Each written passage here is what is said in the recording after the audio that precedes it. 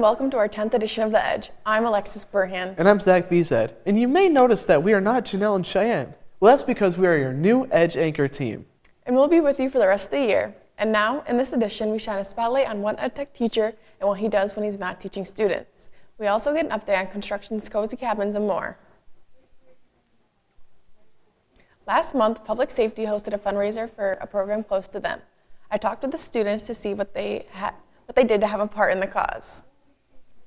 Operation Underground Railroad is a program that helps educate both the public and law enforcement about human trafficking, and they also help rescue victims. Our EdTech Public Safety program has the only student club in Michigan that supports Operation Underground Railroad, and this month they are holding a special fundraiser during break. The money from the fundraiser is all going directly back to our rescue to help support survivors and current operations to end trafficking. But they aren't just raising money, they are also letting our community know about the dangers.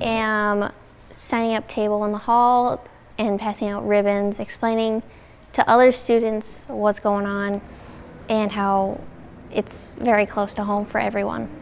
Statistics show that nearly 60% of victims are trafficked in their own communities, and more than 40% are trafficked by a family member. The best ways to help are to go online. You can go to our rescue's website and just learn about trafficking and what it looks like. That way you can help prevent it or recognize instances of it, or you can donate to a variety of nonprofits that help support survivors.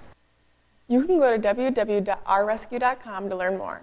Don't be the person to say it won't happen to you, and stay safe. A few editions ago, we checked in on construction in their cozy cabins. Let's see what they are doing now that we're back in school.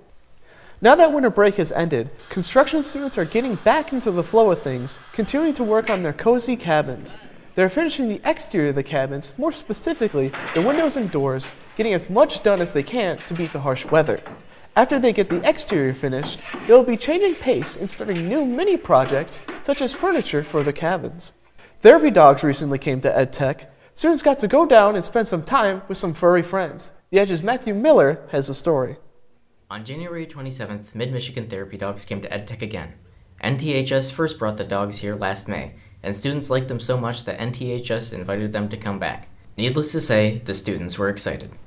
I enjoy the dogs coming in because I think it's a fun, stress reliever for the students. My favorite dog is Charlie. I don't know what breed he is. He's fluffy though. I like him. The dogs go through a lot of training before they can participate in an event like this.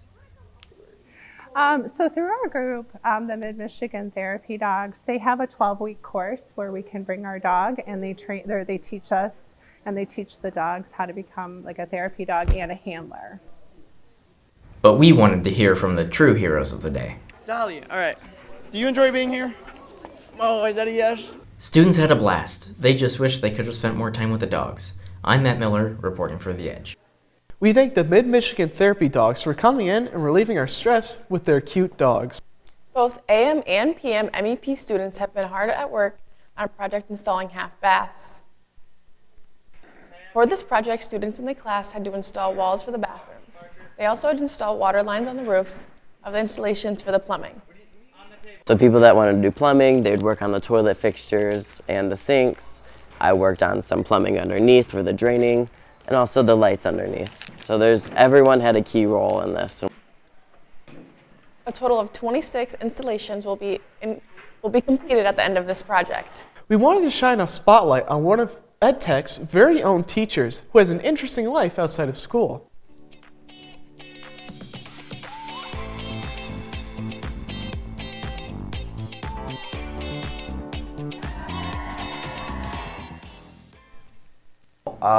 Being a 3D mixed media artist, I create a lot of things. I use everything from cast concrete to steel, large steel sculptures, to I use some clay, I do some clay tiles, I do a lot of pencil and marker drawings. It can be a bit of a challenge because then you're not really focused in on one type of material. You're kind of like a jack of all trades, master of none kind of thing.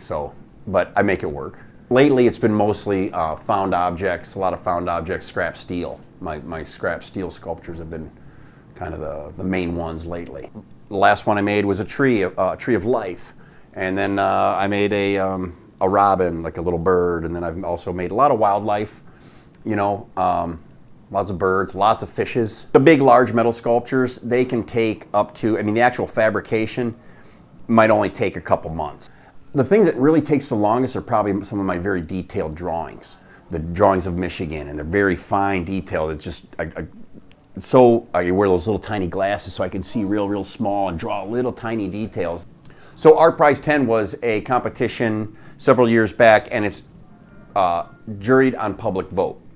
So you connect with a business owner and they say, okay, that looks good. I like what you give them the concept of what you want to do, and then you connect with them and then you can display your work. And mine, which I submitted the Phoenix that year, was a big scrap metal, 17-foot huge bird, just a beautiful piece. I loved it. And I won. I got enough votes to win the 3D category. There was 2D, 3D, and then there was also what was called video imaging was another one. Wow, I didn't know that about Mr. Butts. He's very talented and we loved covering his artworks here on The Edge. We'll be covering other staff members throughout the rest of the school year. In honor of Valentine's Day coming up, we decided to ask the preschoolers a few very important questions about love. The Edge's Shyanne Swafford has the story.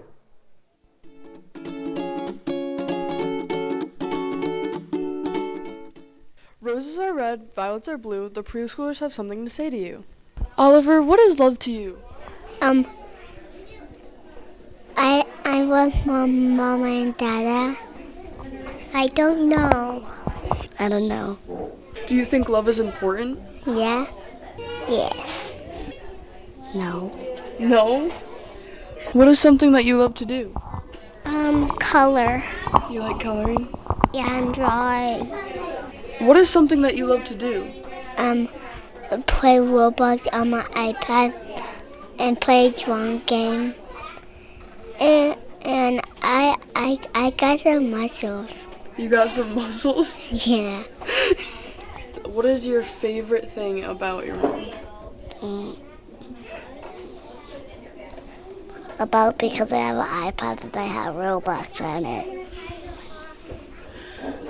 That's why you love your mom? Yeah. The kids may not be as excited for Valentine's Day as I am, but we sure do have one common interest, and that's Roblox. Reporting for The Edge, I'm Shyanne Swafford. Wow, these kids just keep the comedy coming. I mean, their answers were pure gold. And now, I've got to ask, what does love mean to you, Alexis? Ooh, deep question, Zack. Love to me is all about unconditional support and showing up for people. And of course, sharing snacks. What about you? Ooh, I love tacos. But if we're talking about actual love, I'd say it's when you save someone the last slice of pizza. Okay, that's fair. Food-based love is real love. Mm-hmm. Anyway, that's it for this edition of The Edge. Thank you for watching, and be sure to stay tuned for our next edition. In the meantime, you can keep up with us on Facebook, Instagram, Snapchat, Twitter, and TikTok at The Edge LC. I'm Alexis Burhans. And I'm Zack Bieszczad, signing off till the next edition.